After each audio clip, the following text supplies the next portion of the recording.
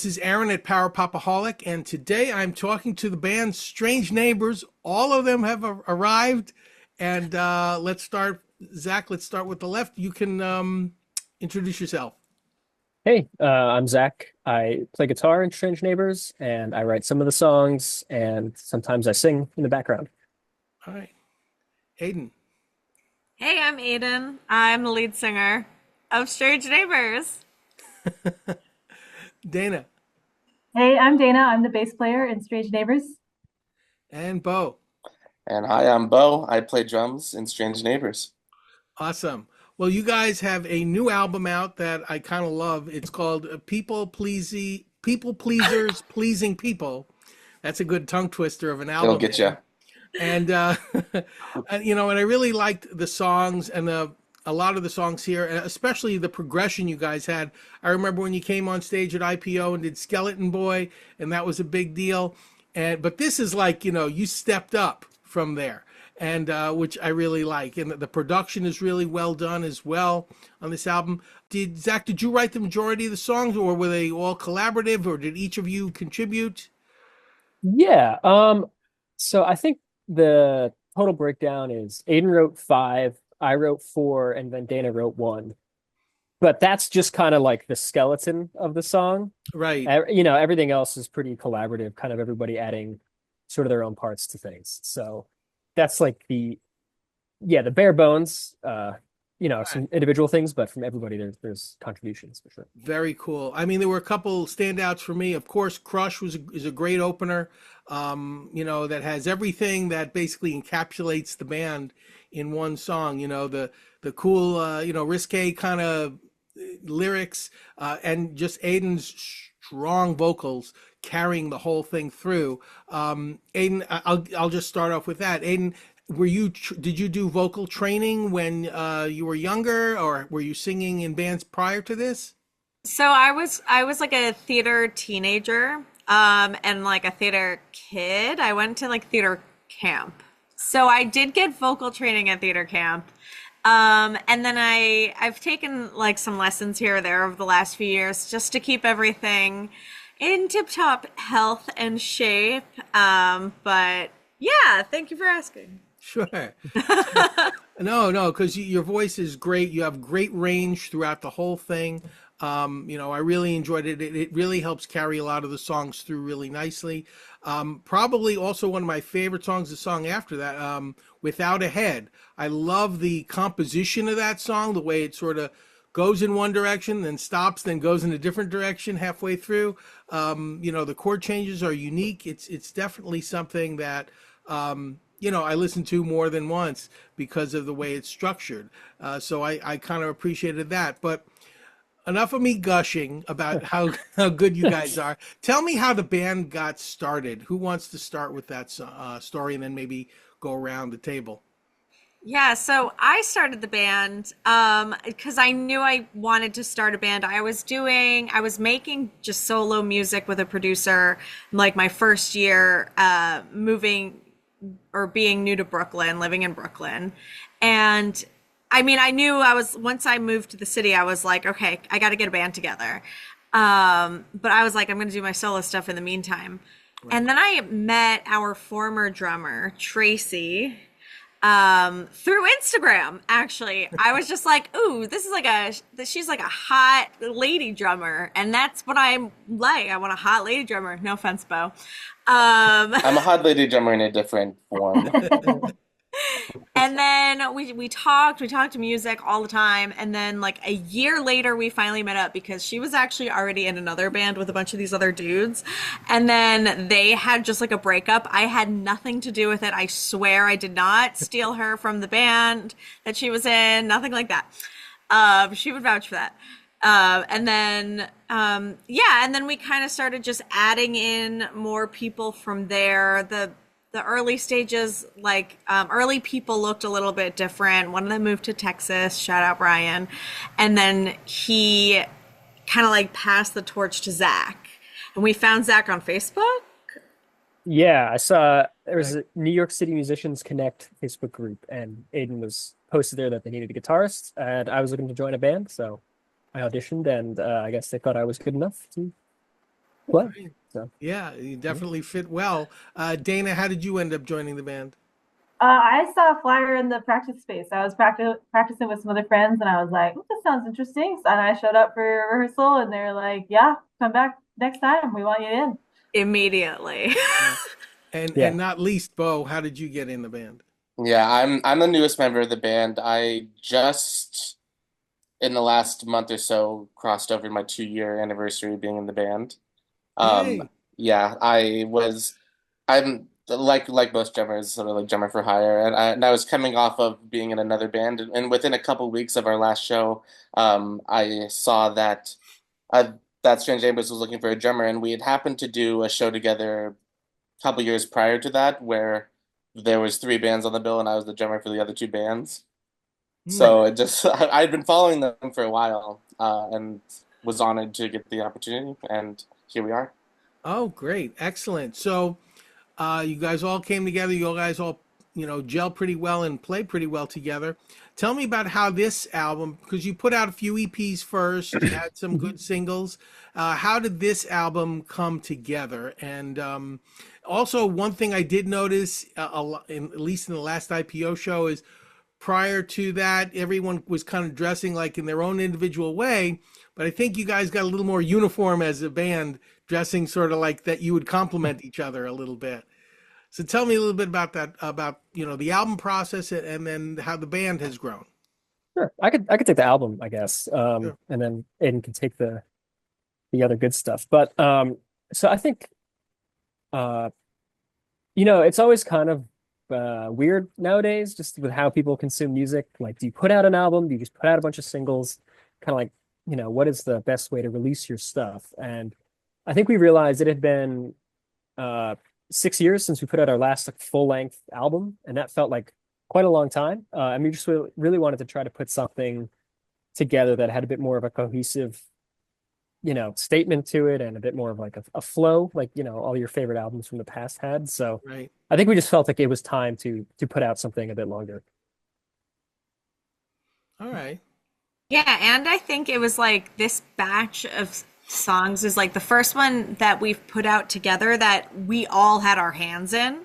And like from beginning to end, because like we're working on new music all the time. And so there was like some kind of an overlap, like music before Bo, music with Bo, music like, Right. and this is all music with Bo. So it's like this very lovely family baby.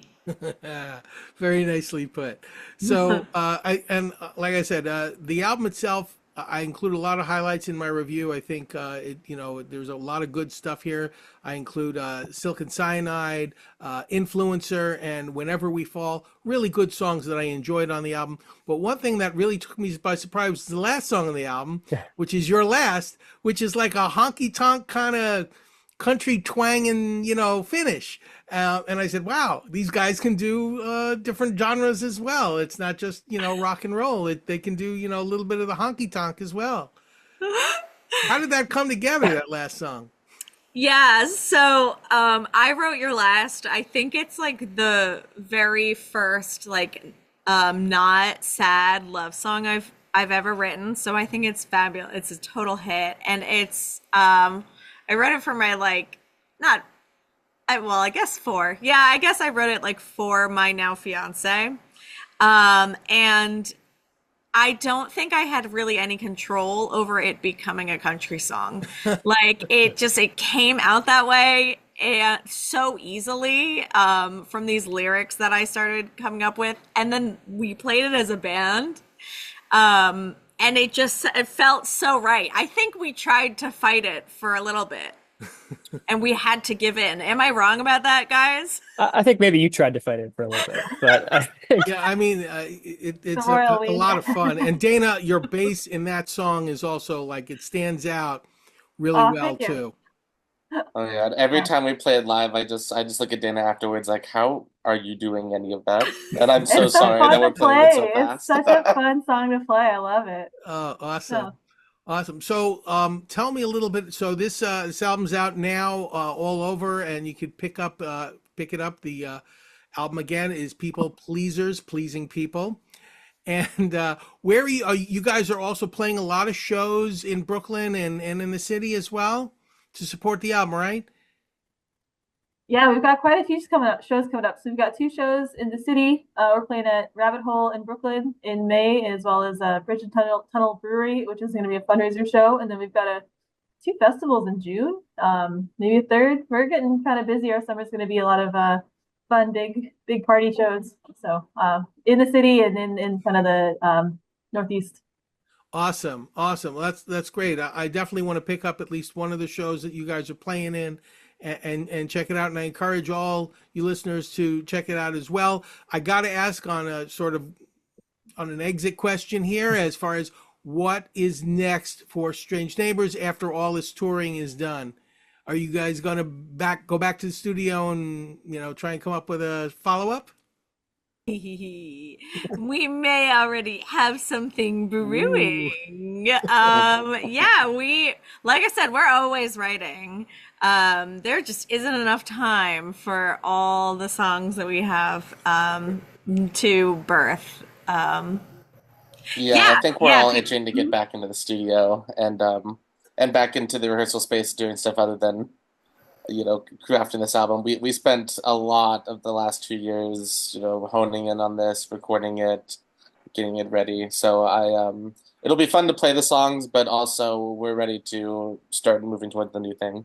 That's awesome. That's great. So as a sort of a final here, each of you tell me a little bit about your impressions so far, playing in front of live crowds and everything like that, and what kind of receptions have you gotten? Oh, you go first, Zach. Oh, okay. It's been great. I think it's been people seem to really enjoy this set of songs. I know Bo kind of touched on it, where it's stuff we've been playing and we've been listening to, for quite a while. So even when we get like a little sick of something, it's nice to remember that other people are only hearing this for maybe the first time or the second time, especially live. So it's just great to get that kind of reminder, I guess, from people that they really enjoy all the songs, even though we've heard them a million times. So. Yeah, and I'm always so impressed with the range of people that we get coming up to us afterwards. We'll play, a basement show in a college town and like have all these 20-year-olds coming up and gawking at us, but then we'll also play a festival and have all these, 50-year-olds coming up and gawking at us. So it's nice to be able to strike a balance where you can hit interests of like so many different demographics and like so many different people are just wanting to come out and have fun and dance. I think that's pretty universal. So it's always wonderful. That's the reason why I perform anyways, to just make sure that people are having a good time. So it's good to see when that happens. Cool. Yeah, and I'd say it's been great. Like people come up, and I'm surprised at the range of favorite songs. I think every song on the album, someone's come up and like, "Oh my God, I just love this! It's so good." So it's the reception has been like it's kind of similar to what you're saying. It's just people have been like, it's a solid album. It's everyone's got a favorite, but overall it's every song has an audience and a fan. It's lovely. That's a sign of a good album right there. So I can tell you right away, if you get different people coming to you and saying, "I love this one, I love that one, I love the other," then you hit a home run, kids. You hit a home run. Aiden, I'll let you finish it off. I think the shows have been so much fun. Like there hasn't been one like the one before. And yeah, it is so fun to see not only like how just like the type of people that are coming up after, but like people are like kind of coming together again. It feels like after for like a long time people were just like staying a little bit further away from each other, from the stage, from venues, and like people are coming out again, and like there's really something there. And we've been enjoying that so much. Well, that's cool because there is a hunger for live music all the time. People, when people were going through COVID, they were deprived, and now they wanted it back in a big way. And each year, it's going to continue to grow, I feel. Thank you so much, Strange Neighbors, for being my guests today. And we hope everyone picks up the album. Again, people pleasers, pleasing people. Don't forget, it's a tongue twister, but it's worth it. It's worth it. Thanks, everyone. Thank Take care. Thank you. you so Thanks. much. So long.